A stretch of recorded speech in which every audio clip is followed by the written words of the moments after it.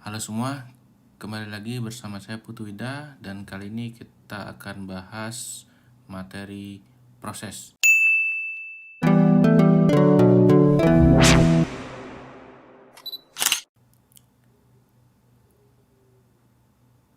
Ya, pada kali ini kita akan bahas yang pertama adalah konsep dari proses itu sendiri, kemudian penjadwalan proses, kemudian operasi-operasi yang ada pada proses, kemudian kerjasama antar proses, kemudian ada komunikasi antar proses juga, dan yang terakhir adalah thread.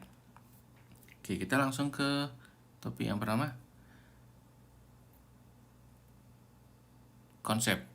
Pada konsep ini akan dibahas yang pertama adalah konsep proses. Proses adalah program yang sedang dieksekusi. Nah, eksekusi dilakukan secara berurutan.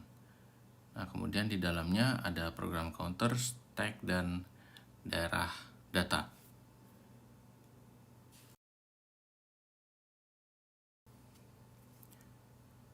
Nah, kemudian dalam konsep proses ada status proses. Nah, apa saja statusnya? Ada new, ready, waiting, running, dan terminated. Oke, ini running ya.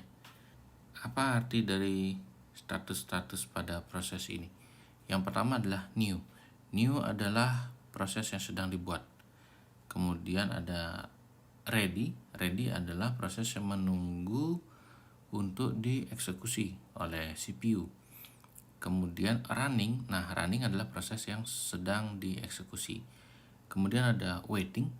Nah, waiting ini adalah proses yang menunggu sampai ada penyelesaian dari proses lain, misalnya ada I/O atau ada sinyal lain.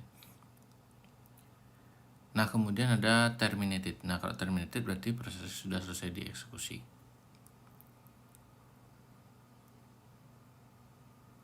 Ya, kemudian ada proses control block PCB.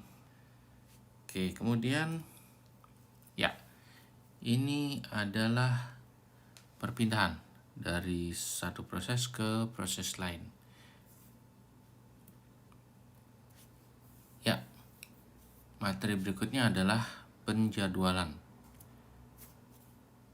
Nah, dalam penjadwalan ini yang pertama kita bahas adalah antrian. Nah,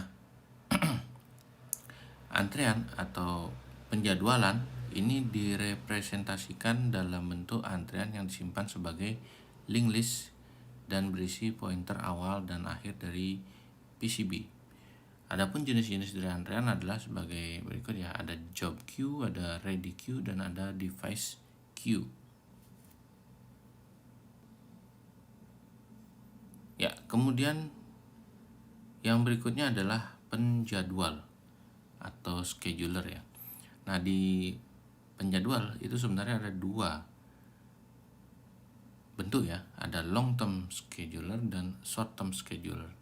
Nah, di short term ini waktunya pendek sekali, itu berlangsung dalam milidetik, sedangkan long term itu panjang dan jarang ya, ini bisa sampai detik atau bahkan menit. Kemudian di samping dua bentuk tadi ada bentuk mid term atau medium term scheduler yang bagannya bisa kita lihat di bagian bawah ini.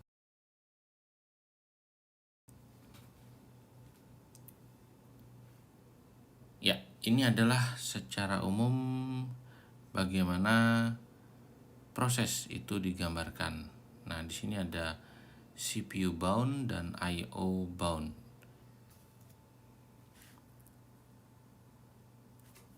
Nah, berikutnya adalah context switch.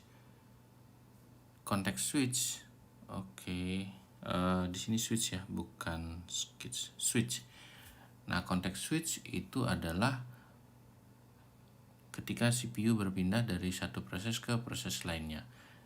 Dan ketika itu berpindah, maka sistem harus menyimpan status dari proses yang lama, membuka status proses yang baru yang sudah disimpan, seperti pada gambar ini.